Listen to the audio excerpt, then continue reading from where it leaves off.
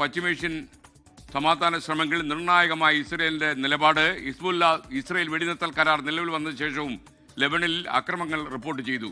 ഇതോടെ America Iran സമാധാന ചർച്ച ഇന്ന് തുടങ്ങുമെന്ന് അനിശ്ചിതമായി. കൂടുതൽ വിവരങ്ങൾക്ക് ബി പി ജെയിംസ് നമുക്കൊപ്പം ചേരുന്നു, ഇന്റർനാഷണൽ ന്യൂസ് ഡെസ്കിൽ നിന്ന്. B P James, good morning. Good morning. യഥാർത്ഥത്തില് ഇന്ന് രാവിലെ ഈ ലെബനോനും ഇസ്രായേലും തമ്മിലുള്ള വെടിനിർത്തലിനെ കുറിച്ച് സംസാരിക്കാൻ തയ്യാറായാണ് ഇന്നലെ ഞങ്ങളൊക്കെ കാത്തിരുന്നത്. പക്ഷെ ഇന്നലെ രാത്രിയോടെ അതൊക്കെ പൊളിച്ചു കളഞ്ഞു ഇസ്രായേൽ കയറി വലിയ ആക്രമണം ലെബനോനിൽ നടത്തി. ഈ പറഞ്ഞ വാക്കുകൾക്കൊന്നും ഒരു വിലയില്ല എന്നുള്ള തരത്തിൽ കാര്യങ്ങൾ എത്തി. 47 പേരാണ് കൊല്ലപ്പെട്ടത് ലെബനോനിൽ.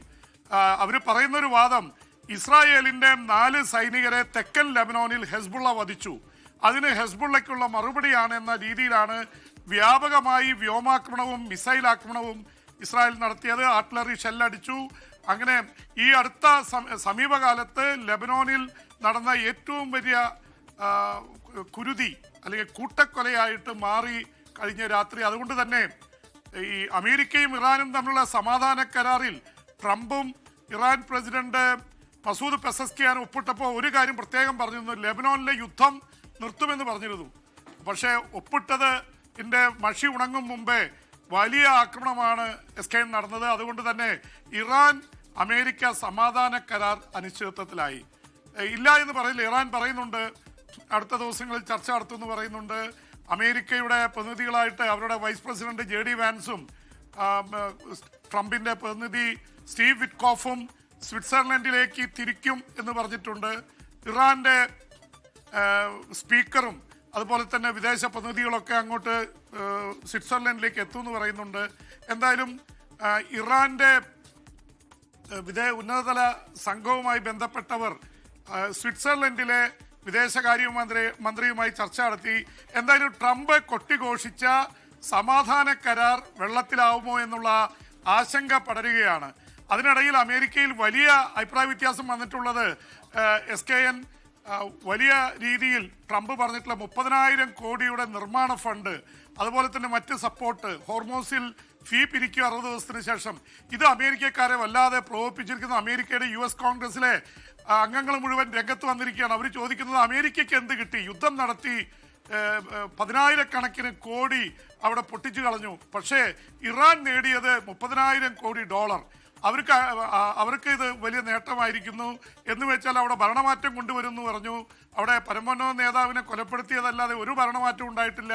വിഘടിച്ച് നിന്ന ഇറാനിലെ പ്രക്ഷോഭകാരികളും അവിടുത്തെ ഭരണകൂടവും ഏതാണ്ട് ഒറ്റക്കെട്ടായിട്ട് നിൽക്കുന്നു. എന്ന് മാത്രമല്ല, ഇസ്രായേൽ പിണങ്ങിപ്പോയി.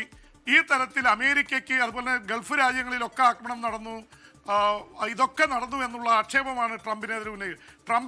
ട്രംപ് നൽകിയ ഇന്റർവ്യൂവിൽ CNN-നും NBC-ക്കും ഒക്കെ നൽകിയ അഭിമുഖത്തിൽ പറഞ്ഞിരിക്കുന്നത്, ഞാൻ ടോട്ടലായിട്ട് ഇറാനെ പരാജയപ്പെടുത്തി, ടോട്ടൽ സറണ്ടർ എന്നാണ് പറഞ്ഞിരിക്കുന്നത്.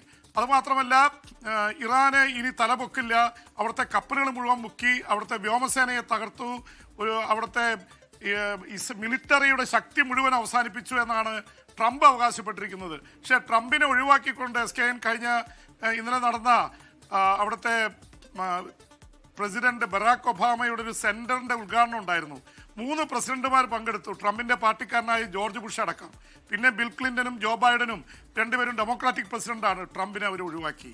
അപ്പോൾ അതുപോലെ തന്നെ JD വാൻസ് ഇന്നലെ സ്വിറ്റ്സർലൻഡിൽ എത്തേണ്ടതായിരുന്നു.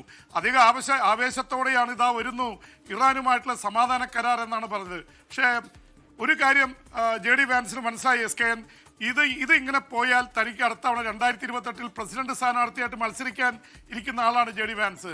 ഇതിൽ ഇപ്പം പെട്ടെന്ന് ചാടിക്കൊടുത്താൽ അമേരിക്കക്കാർ മൊത്തം എതിരായിട്ട് നിൽക്കുന്നു, തോൽക്കാൻ സാധ്യതയുണ്ട്. അതുകൊണ്ട് ഒരു തീരുമാനമാവട്ടെ എന്ന് പറഞ്ഞ് അദ്ദേഹം ഒന്ന് പിൻവലിഞ്ഞു എന്നുള്ള തരത്തിലാണ് അമേരിക്കൻ മീഡിയ ഒക്കെ അതിനെക്കുറിച്ച് പറയുന്നത്. എന്തായാലും നമ്മളൊക്കെ കൊട്ടിഘോഷിച്ച് അന്താരാഷ്ട്ര മാധ്യമങ്ങളൊക്കെ പറഞ്ഞ ഇറാൻ അമേരിക്കൻ സമാധാന കരാർ അല്പം വെള്ളത്തിലായി എന്ന് പറയേണ്ടി വരും. പക്ഷേ ഹോർമോസ് കടലിടുക്കിലൂടെ കപ്പലുകൾ പോകുന്നുണ്ട് എന്നുള്ളതാണ് ആശ്വാസം.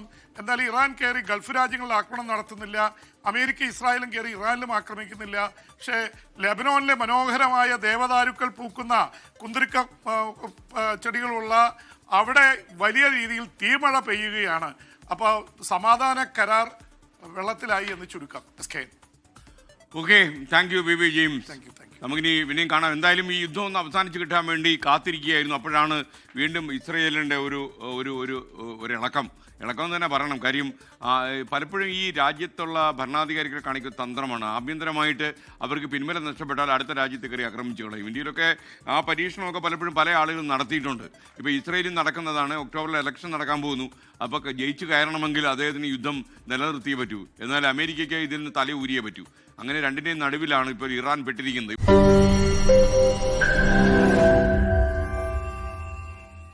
ലോകത്തെവിടെയായാലും ഏത് സമയത്തും 24 വാർത്തകളും ഓഗ്മെന്റഡ് റിയാലിറ്റി പാക്കേജുകളും എക്സ്പ്ലെയിനറുകളും വിശദമായി കാണാൻ ഞങ്ങളുടെ യൂട്യൂബ് ചാനൽ നിങ്ങൾക്ക് സബ്സ്ക്രൈബ് ചെയ്യാം.